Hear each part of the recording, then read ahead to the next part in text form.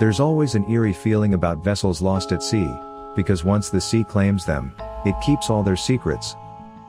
And kept are the secrets of the fishing boat, El Fausto, when she made her final voyage into the Atlantic in 1968.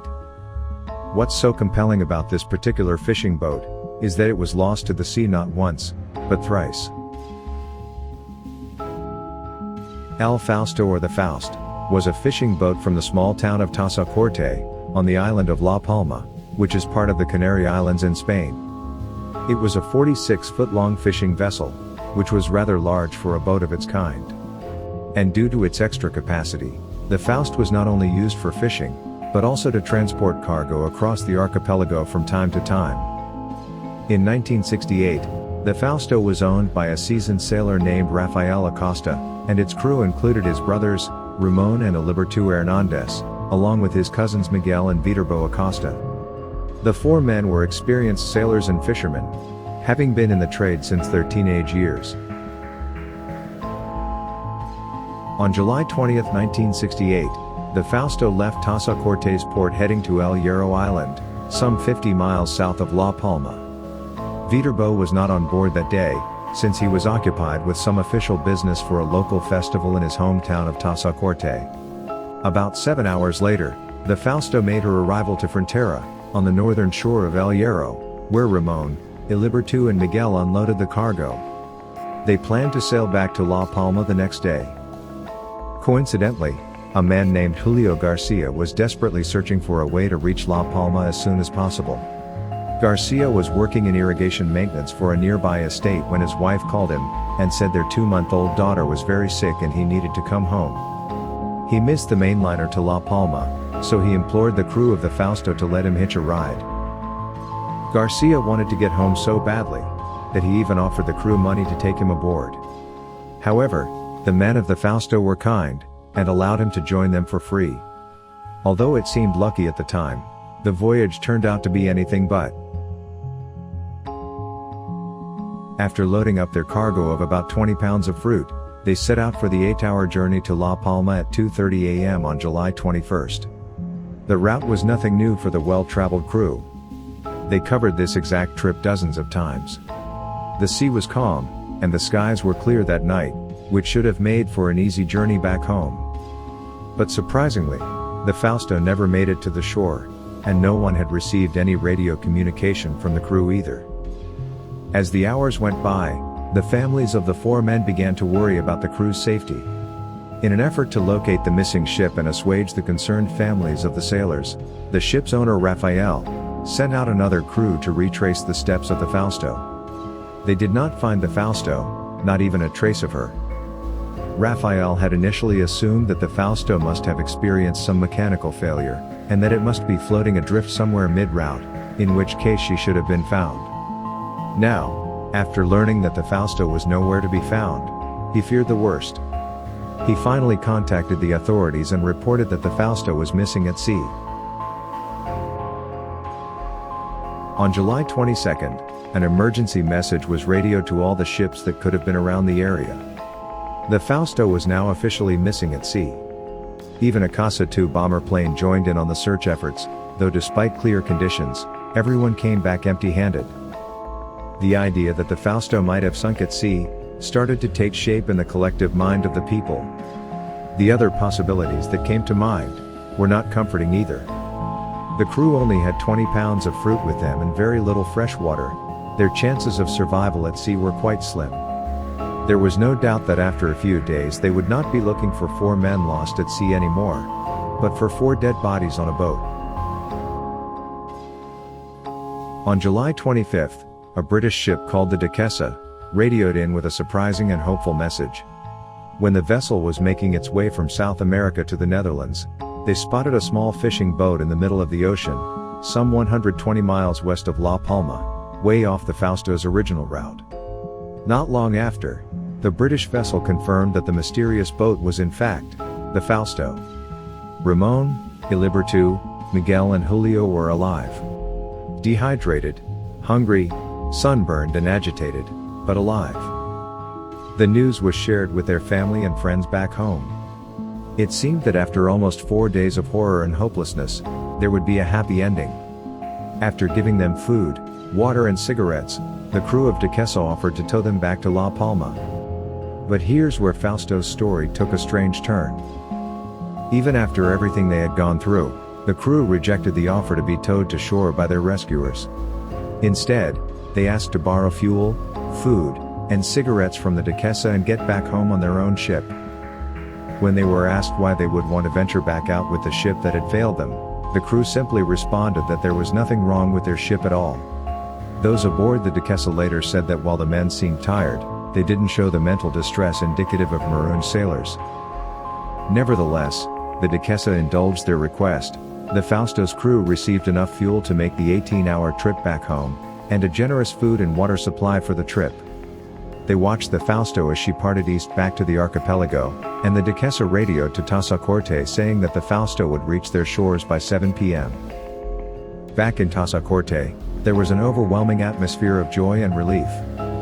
By 6 p.m., the whole town had gathered at the port, waiting for Fausto's return, with the crew's families at the center of attention. By 7 p.m., the Fausto still hadn't returned to Tazacorte. Once again, the hours ticked by, and the crew never arrived at their destination. The wives and children of the sailors even spent the night on the dock, waiting to see the Fausto on the horizon. But it never came. The Fausto was missing at sea, once again. In the early morning of July 26, a massive search and rescue effort was underway. This time, not one, but 4 Casa II planes took off in search of the Fausto. The search was to begin from the point where the Duquesa last saw the Fausto. Several ships, both military and civilians, joined the search. At the time, the search for the Fausto became the largest search for missing persons in Spain's history, costing over 1 million pesetas, which would equate to approximately $2.26 million. The search went on for a few days. In spite of the enormous effort and dedication put into the Fausto's case, the search was in vain. The Fausto was nowhere to be found in the ocean, and now the mystery was even more baffling than ever. Finally, on August 7th, the search was called off. The Fausto was now officially listed as lost at sea. 2 months had passed, and slowly, the family members of the Fausto's crew were coming to terms with the loss of their loved ones. Whatever happened to them, it was clear that they were not coming back. For the rest of the society, the Fausto had started to become a thing from the past, and life was turning back to normalcy. That was until a message was received from an Italian merchant ship called Anna di Maio, on October 9, 1968. They came across a small vessel on their way to Venezuela. The boat seemed adrift with no one at the wheel. Upon closer inspection, the sailors could make out the name of this fishing boat set adrift, El Fausto. The Anna di Maio stopped next to the small boat. First mate Luciano Ascione, along with the deck sailor, boarded the deserted ship. No one was at the deck or in the cabin, and given the good condition of the boat, it looked like her crew had just vanished without any trace. Ascione found no signs of violence or damage to the ship. He thought it looked like a perfectly seaworthy ship that somehow had ended up in the middle of the Atlantic Ocean, with no one on board, until he opened the hatch to the engine room. After climbing down inside the engine room, Ascione found a dead man lying face up on the floor, next to the ship's engine. He was naked, and a transistor radio was also found next to him.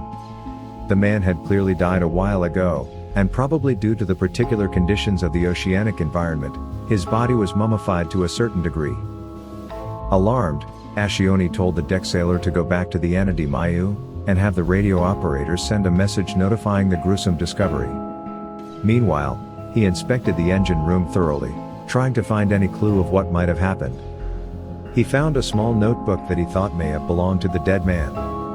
Upon opening it, the first thing that caught Ascione's attention was the fact that a good number of pages had been removed. Eventually it would be determined that 28 pages were missing from the notebook. He noticed that there were simple calculations made in the notes, along with some written text, which was in Spanish. Even though he couldn't fully make out what was written, he knew that it was some kind of farewell. Ascione eventually returned back to the Anna di Maio with the notebook, and some documents found in the cabin, mostly insurance documents.